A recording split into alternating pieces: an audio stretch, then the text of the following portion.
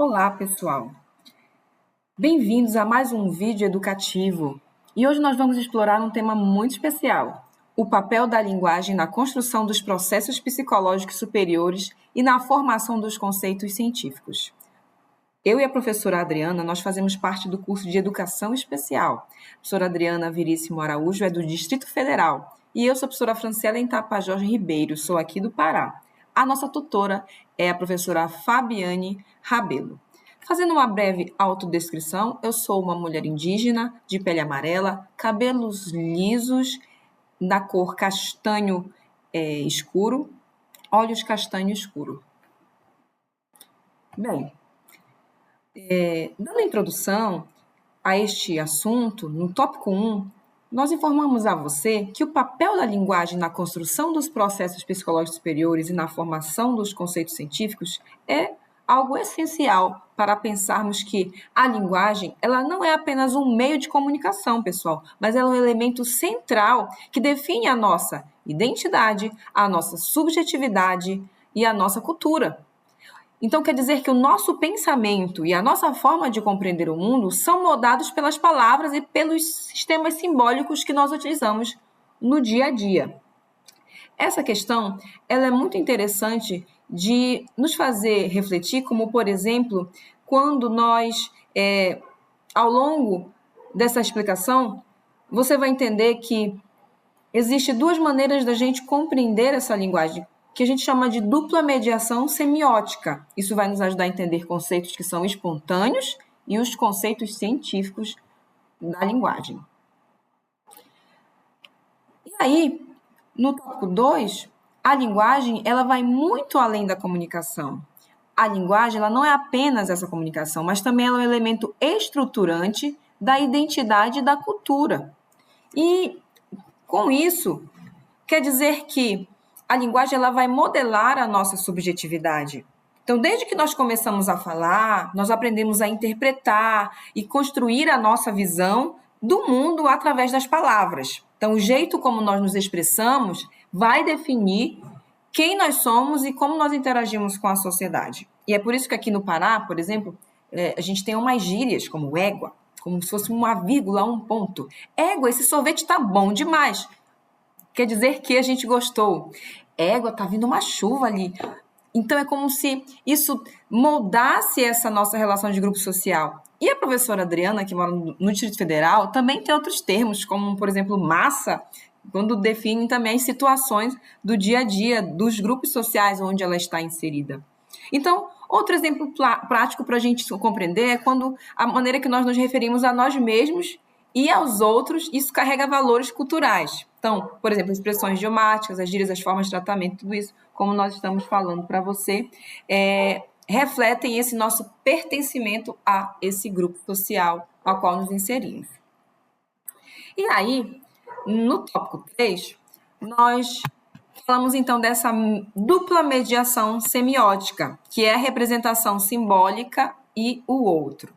Nesse sentido, é importante a gente compreender o que é essa dupla mediação e entender que os símbolos, os signos que nós usamos, como as palavras, os números, as imagens, eles são ferramentas que nos ajudam a organizar o pensamento e a interpretar a realidade a qual estamos inseridos. Então, a dupla mediação, pessoal, é quando existe essa relação entre a representação simbólica, que são os conceitos abstratos, que só existem porque a linguagem os torna visíveis e compreensíveis a nós seres humanos, e também o outro como mediador, que é essa construção do conhecimento que ocorre pela interação no ambiente escolar ou fora do ambiente escolar, mas também que seja um ambiente de formação, um ambiente de educação, como, por exemplo, na sala de aula, relação entre professores, os colegas, ou o dia a dia onde essa criança está, esse adulto está, que são os referenciais culturais, os grupos de amizade, a vizinhança, aonde também existe essa maneira de desenvolvimento da linguagem.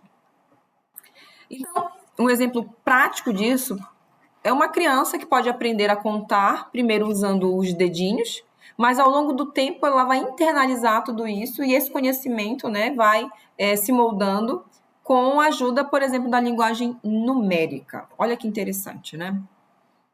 E agora, eu passo a palavra para a professora Adriana, do Distrito Federal. Olá, eu sou a professora Adriana Veríssimo Araújo, também do curso. Minha descrição é que eu sou uma pessoa negra, de pele escura, cabelos cacheados e olhos escuros também. E dando continuidade ao que a gente está abordando aqui, eu vou falar sobre as relações entre a linguagem e a realidade, né? E uma aplicação prática na escola, na sociedade, conhecimento científico, mostrando que essa relação da linguagem com a realidade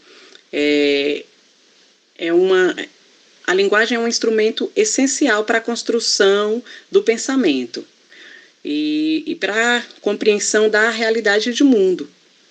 Porque a linguagem, ela, além de permitir a comunicação, ela também ela consegue estruturar o pensamento, né, permitindo essa interação do indivíduo com o mundo. Então, nosso modo de falar influencia diretamente a forma como nós interpretamos, julgamos e participamos da realidade, né? Então, é uma relação muito próxima entre a linguagem e a realidade. Por quê? Porque a comunicação vai muito além, a linguagem vai muito além da comunicação. Ela ajuda a estruturar o nosso pensamento e a formar a nossa visão de mundo. Por exemplo, na escola, o modo como o professor explica um conceito, ele afeta diretamente a compreensão de mundo dos alunos. Já na sociedade, a gente tem palavras que carregam ideologias e representam formas de pensamento predominantes, né? E aí é importantíssimo ver que é essencial essa relação entre a linguagem e a realidade em que o indivíduo está inserido, né? Continuando, mesmo dentro da linguagem, a gente vai ter a formação dos conceitos, né? E aí a gente tem os conceitos que são espontâneos e os conceitos que são científicos. A linguagem, ela é o elo entre esses dois tipos de conhecimento, permitindo que as pessoas avancem do entendimento concreto para o pensamento abstrato. E assim, como que a gente pode definir esses conceitos espontâneos? Os conceitos espontâneos, eles são adquiridos de maneira natural. Eles são percepções e eles são experiências individuais do indivíduo, né? Desde criança até o fim mesmo. E aí é como que acontece essa interação do indivíduo. Essas experiências são fundamentais, como por exemplo, para a criança, o conceito de frio, ela vai só ter noção quando ela pega, né, numa substância fria ou ela sente o frio. Já porque é preciso os conhecimentos científicos, por conta que eles são sistematizados, eles são organizados e são com bases científicas, né? Então, assim, é preciso que a gente adquira esses dois tipos de conhecimento para a gente ainda se apropriar melhor da linguagem. Porque quando a gente tem os conhecimentos científicos por meio da educação formal, a gente vai como é que se diz, estruturando melhor os conhecimentos espontâneos que a gente adquiriu com experiências e de forma mais natural. Né? Um exemplo prático, a ideia do crescimento ela é espontânea para qualquer criança, mas o desenvolvimento humano existe estudo e reflexão. E agradeço para vocês, espero que a gente tenha conseguido passar um pouco do que a gente quis, né?